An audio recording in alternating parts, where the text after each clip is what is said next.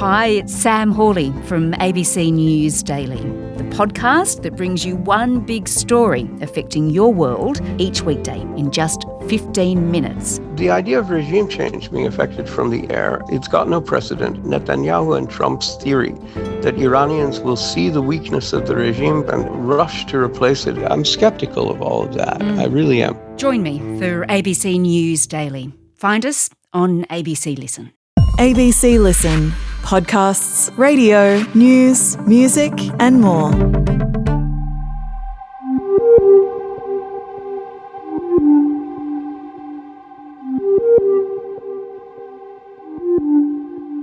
When the police arrived at the Palasics home after the intrusion, there was barely a clean surface in the house. It had been torn apart, and forensic teams spent days trying to listen to what it was telling them. I'm Stephen Stockwell. Just a warning, there will be some graphic descriptions in this episode. This is episode 3 of the case of the Two Intruders. Irma Palasics' brutal murder rocked her family and has haunted them for 24 long years. This wasn't the average robbery. The brutality of the attack shocked the community. They were virtually tortured that night. Violently assaulted before the two men ransacked the premises and stole cash and jewellery. My grandparents were beaten and my grandmother was left to die on the lounge room floor. For the last week, the court in Canberra has heard just how hard police searched for clues that might tell them who was behind the violent home invasion that left Irma Palasics dead in 1999, almost as long as the search through the house itself lasted. And there, through it all, has been Elizabeth Byrne, ABC court reporter in Canberra. Welcome, Elizabeth. Thanks, Stocky. And as well as Elizabeth, we're very lucky to have ACT investigative reporter James Vyver joining us for this episode as well. G'day, James. Hi, Stocky. Liz, before we dive into this episode, there's so much to unpack with this crime scene. Can you take us through the last week in 60 seconds or so? Well, Stocky, this week the trial's been focused on forensics after Irma Palasics was found dead. The man who ran the job, Clifton Frost, has had to cast his mind back 26 years to remember details about how he managed the scene and collected the evidence. His account also revealed details about the attack on Mrs. Palasics, including her significant injuries. And the defence case has begun to emerge, with Steve Fabrizi's lawyer cross-examining Mr. Frost. Thank you, Liz. Really looking forward to talking a bit about the defence case, how that's emerged over the last few days, really, actually. In our last episode, though, we heard what it was like the night of the home invasion in 1999. Today, I'm really keen to dive into the aftermath of that, what the police arrived to. Liz, what have we heard about the scene at the house after the home invasion? Well, we've already discussed what a mess it was. This week, Clifton Frost told us about how every drawer, every cupboard, everything had been emptied. There were hundreds of items throughout the house. They'd even emptied the freezer, and they had to deal with that material fairly quickly. They had to check if there were fingerprints, obviously, on the plastic around, say, for instance, the frozen meat. So they had to sort of take away that wrapping and then deal with the stuff inside, I guess. But there were all sorts of challenges. But the biggest challenge at the very outset was that Irma Palasics had passed away in the corridor and they had to remove her body from the scene.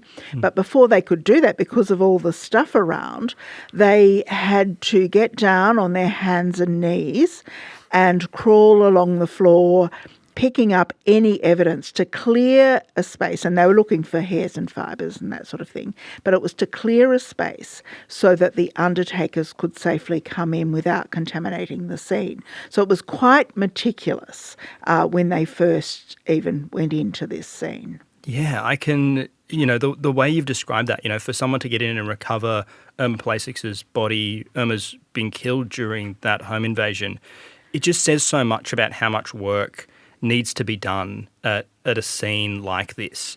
I mean, the thing I found interesting in going through some of the notes that, you've both been compiling for this is, the level of detail that people were going into in their evidence. The paramedic going in, talking about how, the places he checked, Irma Palasics, for a pulse when he was allowed into the house. The only one of the paramedics allowed him because they didn't want the scene kind of contaminated by anyone who didn't need to be there. And again, that movement by the undertaker being really carefully kind of controlled and managed. What have we heard so far about the injuries that Irma sustained, Liz?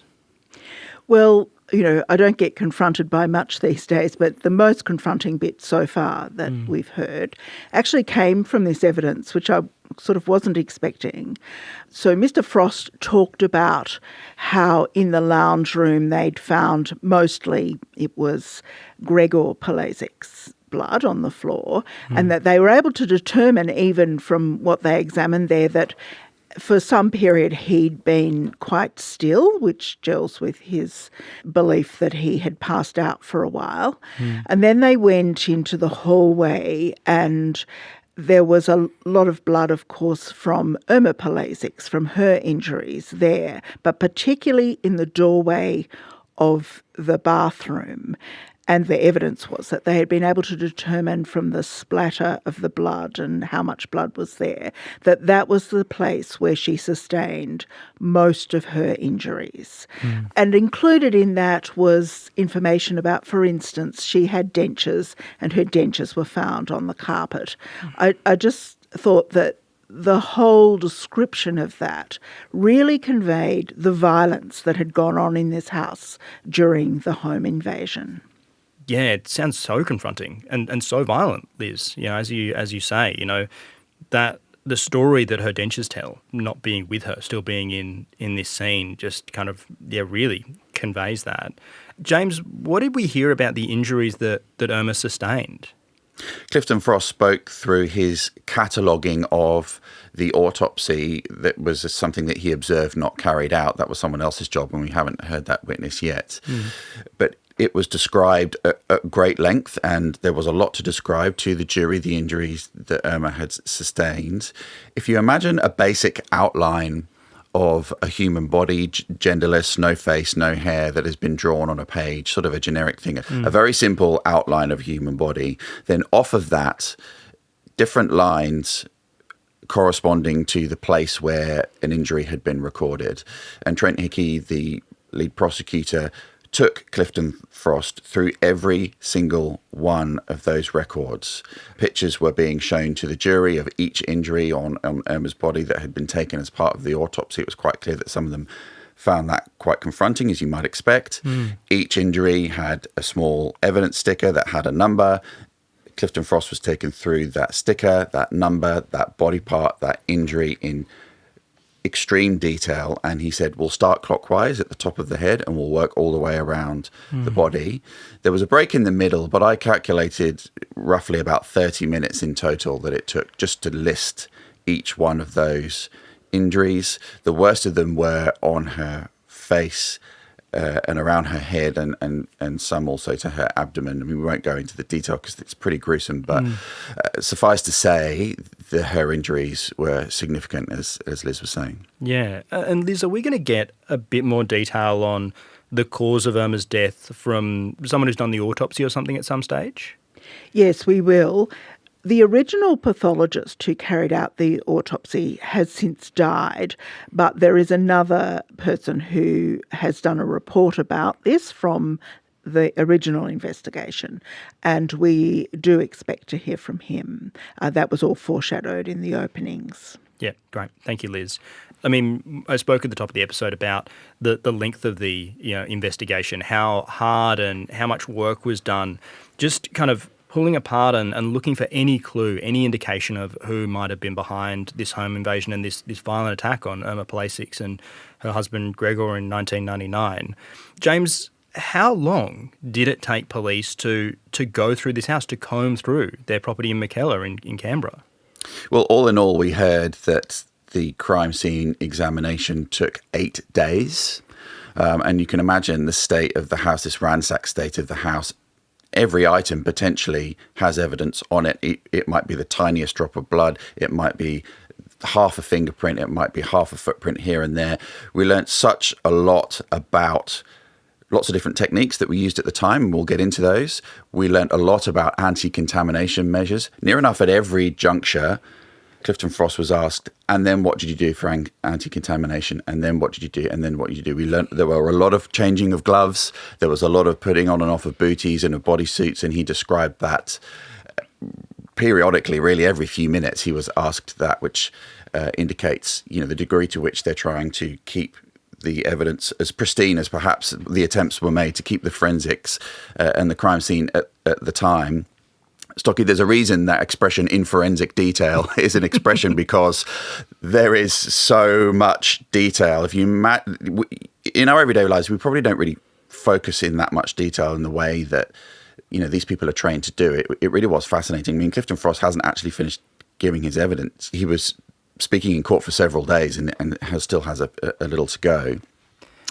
There were a few red herrings along the way. There was a sort of a reddish, purplish patch on the floor in one section in the dining room. That turned out to be Ribena.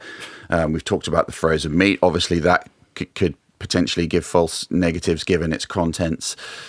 There was the fly screen, which was where the defendants are alleged to have entered the house. And they even took that out. They fingerprinted that. They talked about how it had been, the marks on the metal frame of the fly screen had been consistent with a flat object Jimmy had opened. A Jimmy bar was talked about in court. They even analysed the mesh. Was it torn? Was it cut?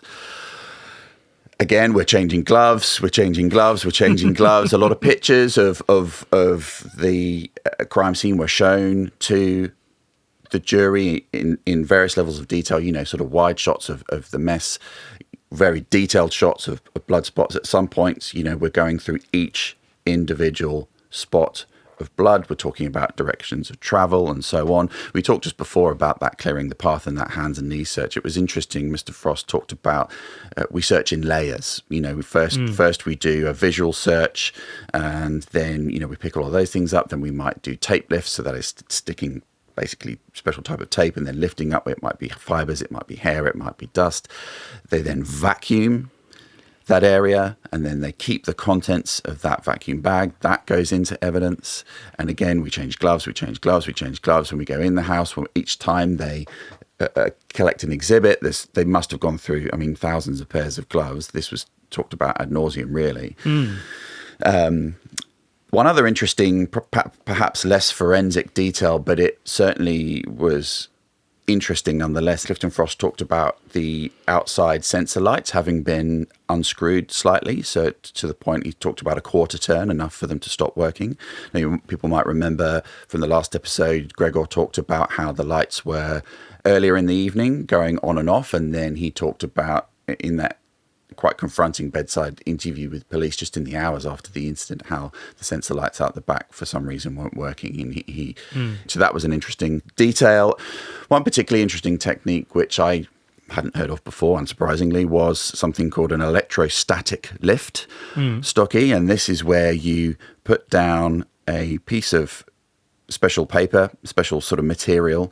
On one side, it sort of has a sticky gel, and on the other side, it has essentially like alfoil. And you put a charge through it, and what happens is that charge lifts some of the particles of a footprint, and you can then go away, and what you have is a negative version of that, and you can go and sort of check that against various other bits of evidence, or to rule out whether it's a police footprint or perhaps an offender. So we really did, as I say, in forensic detail, go through near enough every moment, in fact, every moment really, that the prosecution thought was significant in terms of this case. Just a huge amount of detail that we're kind of unpacking through this. And it sounded like a lot of the disturbance was in the kitchen. We've talked about the secret compartment that was built underneath the oven, I think, which is where the Palasics were storing cash. Liz, am I right in thinking that's where kind of a lot of this detritus and investigation was focused?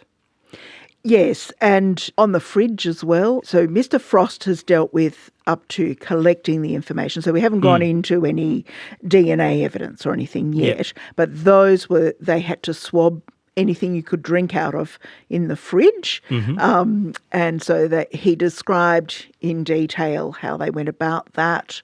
There was the Reebok shoe print in the in the kitchen, which James was very taken with, because to identify it as a Reebok shoe, they had to send it to the shoe library, the image at least, to the shoe library in Melbourne to work out what type of shoe it actually was. And it turned out that that did not belong to anyone else who'd been in the scene. So it was a clue at the time.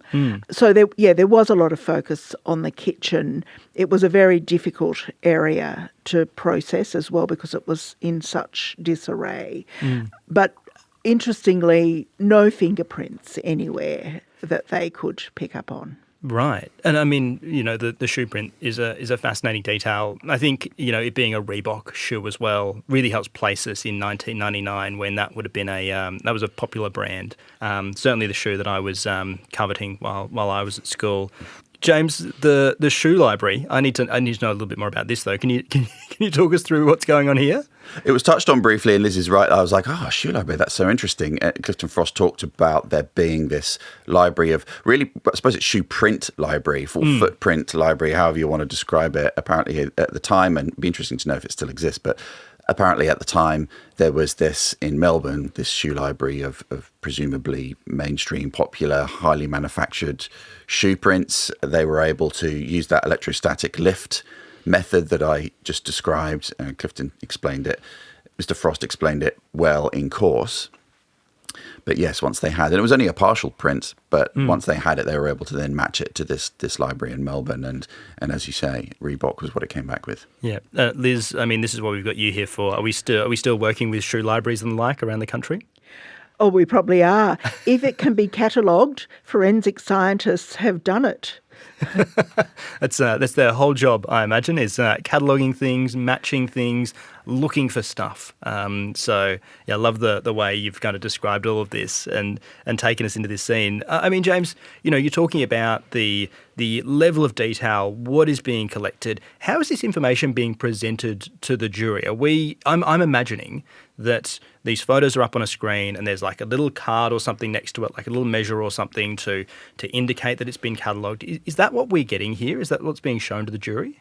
It's a bit hard to know because all of these forensic photos you really only catch glimpses of whilst they haven't been restricted per se. Some have a non-publication order on them, and obviously therefore that means we can never publish them. Right. And they're some of the more gruesome ones of Irma, and the judge has made that order quite early on. But you do see, you know, where we sit at the back of the court, you're behind the bar table, and obviously the lawyers are following along, and so you sort of do catch glimpses. And some of it is quite perfunctory. You know, it might be something that's almost really indiscernible, like perhaps a red dot on a wooden background. Almost you can barely see it. They usually will have a small sticker that has a number, and that corresponds it to sort of the database of evidence that's been collected and so on. We learned a lot about cotton swabs, how they're packaged, how you get them out of the packaging, how you change your gloves each time if you're a forensic officer. So the jury was very much they were brought up to speed in 1999 forensic cotton swab analysis best practice. Yep. That was mainly around the swabs that were taken around the lip of the water jug and the opening of the milk container. Now, people might remember from previous episodes, this is crucial. These two pieces of evidence and these two otherwise quite ordinary everyday items are crucial to the case because these swabs were where the DNA samples were detected, as we've been talking about. Gregor talks about whoever was in the house that night drinking from those two containers, and that's why they were swabbed. And so we talked about the lip of the jug, we talked about the handle of the jug, we talked about how far down the lip was swabbed, and so on and so forth. There was also a Scotch bottle that was in the door of the fridge, that was talked about, but it really was those two items: the milk container, which is alleged to have Fabrizi's DNA on it, and the water jug, which is alleged to have Vacconi's DNA on it. Yeah, and those, as you say, James, two items really core to the prosecution case against Steve Fabrizi and Joseph Vacconi. Talking about Clifton Frost and his evidence, he's basically been the witness that we've had since our last episode. And he has gone through his evidence in chief, which is where he's questioned by the prosecution. And they talk through all of this stuff in that, as we talked about, kind of forensic detail. And then we get to the cross-examination. This is the defence's opportunity to start to work in there and, asking questions that they're, looking to kind of challenge the prosecution case. And it sounds like Sky Jerome, who's Steve Fabrizi's lawyer, really kind of got to work on Clifton Frost, Liz. Yes, well, a lot of the questions that were raised by the prosecutor were also raised by her in sort of similar context. How many times did you change your booties? Did you change them on the way out or the way in? James may have appeared to have talked endlessly about gloves, but this is a true reflection of the cross-examination and the original examination. So she went into all that detail. There's a few little bits and pieces. We don't know if they're red herrings or not. But the thing that she really got to was the grey square. Now, a grey square is what you used to use when people took real pictures with film so that you could, I don't know if they still use it, but basically what it does is help you when you're developing. So you put the grey square beside what you're photographing. And when you're developing the film, the colours in the image are truer to what they were. So with this crime scene, just like CSI, lots of photos were taken. Now, Sky Jerome has pointed out several of these photos, and it wasn't what was in the photo, other than the grey square, but where the photos were taken. So there was one was taken on top of a camera case. There was another one taken on the pavers, or appeared to be taken on the pavers outside the house, because they had to do a lot of their work out there because the house was in such a mess, and so to keep things clean. Then there was another place where the grey square was on the floor beside a blood stain. And her question was, did you clean off that grey square, which was in a plastic sleeve, before each photo was taken? And the answer to that was probably not. And Clifton Frost admitted that probably wasn't best practice. So Ms. Jerome then asked him, is that because you can get biological transfer? And he agreed that was probably the case. And then she asked the DNA question, and he said there was potential for DNA to be transferred in that fashion. Right. I mean, are we starting to get an idea of the defence case through Ms. Jerome's questioning to Clifton Frost? Yes, and remember, Steve Fabrizi has admitted being there, but he says he was outside pretty much for most of the time, being the lookout, that he only went in to help Mr. Facconi get out the window. And this is a way that she's trying to show, I guess, to the jury that there is a possibility of DNA transfer, that his presence of DNA in parts of the house that, where the prosecution's alleged he was in there, might not stand up if these practices weren't done properly. I mean, what else was done that might have transferred DNA? Yeah. No, it's, as we've talked about a number of times in this series, DNA so crucial to the prosecution case. So Sky Jerome, looking at this, asking those kind of questions will be really interesting to see how that line of questioning, I suppose, continues through Clifton Frost as his cross-examination continues, and then other witnesses, certainly once we start to get into some of the DNA evidence over the next week or so. Since our last episode on Thursday last week, there have been a number of delays in court in Canberra, in the Canberra Supreme Court. This hasn't been sitting every single day. Liz, what's going on? Well, I can't really tell you. And that's because this is a jury trial. I can only tell you what the jury's been told. And each day they've been told, sometimes they've been held back for a little while in the hope that things may change, but they haven't. And we've lost probably 3 full days now while the court is dealing with matters, and the jury's just been told that they wouldn't be required for the rest of the day. So maybe we'll be able to enlighten you about that a bit later. But the point here is this is not unusual. This does happen in trials. Yeah, absolutely. Often delays, often a number of different reasons that, court might not sit on a certain day. So don't read too deeply into it. We are taking notes of all the reasons, of course, aren't we? There's some things we can, keep track of. And all of those things will be in the episodes that we put together at the end of the trial. So we can give you a full insight into all the things that happened that the jury didn't know about during the process. It's like a little secret dossier that we keep out to the side. I mean, James, how's Justice Mossop through these delays? I mean, I imagine he's probably pretty keen to keep things moving. Well, certainly that is the case. I mean, that is the case with any trial, of course. Again, we have to sort of colour within the lines here because we can only really talk about what the jury has heard. He has developed a bit of a catchphrase with the jury because they have come in and out so much, which is, don't get too comfortable. And then they all sort of look at each other and go, okay, right, well, something's happening.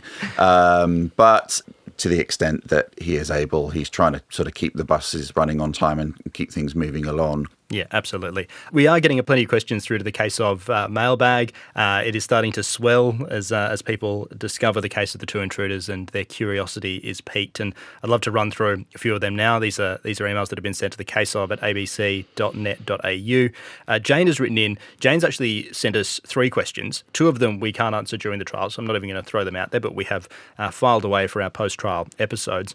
One I think we can though, Liz.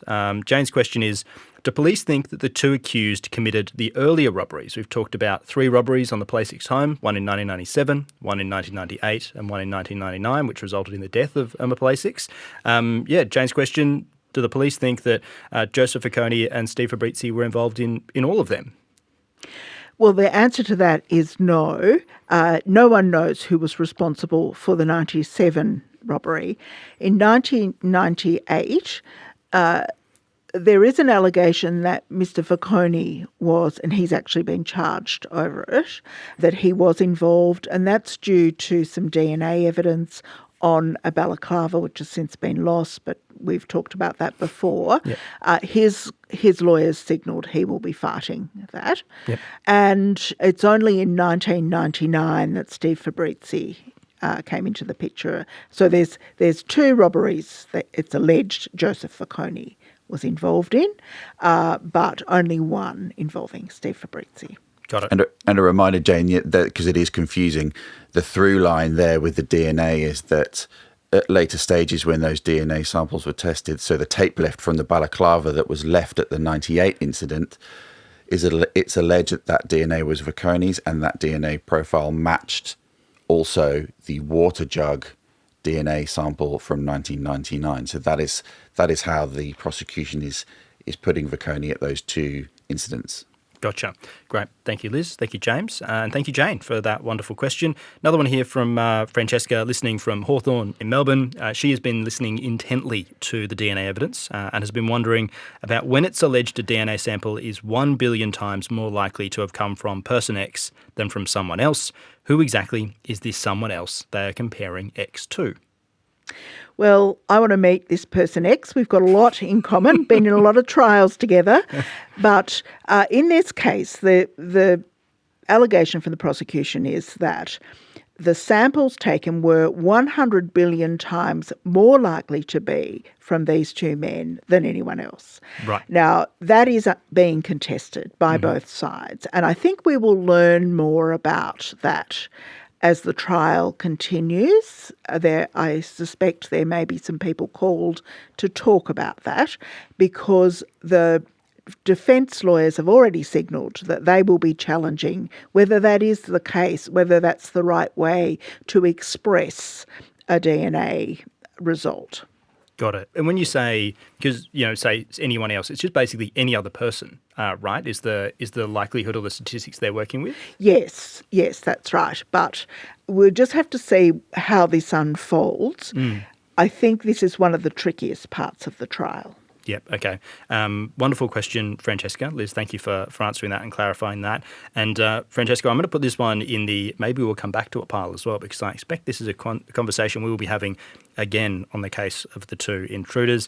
If you have any questions, please email the caseof@abc.net.au. We do love hearing from you, very interested in all of your thoughts, feelings, reflections, specifically questions, but we do welcome and take all comers. Liz, where are we going next in the trial?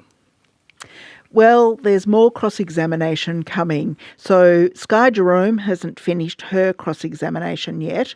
And Mr. Facconi's lawyer, Travis Jackson, has to have his turn too. So that's what will be coming in the next little while. Wonderful. We'll be back in your feed on Tuesday next week. And if you're looking for something to listen to in the meantime, ABC Listen always has your back. And I've been getting around the latest season of Expanse, which published on Tuesday this week. They're going to be dropping episodes each week. This one's The Nanup 4. It's a story about a family of 4 people who went missing in 2007. It's this kind of baffling story of control and secret identities and a dark online cult. I've been listening to the first episode, and it is incredibly creepy, but also fascinating. So I would recommend getting yourself around that, sorting yourself out with ABC Listen. Best place to listen to The Case Of. It's where our episodes rock up before they appear anywhere else. And if you are using a different podcast platform, please give us a rating and a review so more people can learn about the story of the Two Intruders.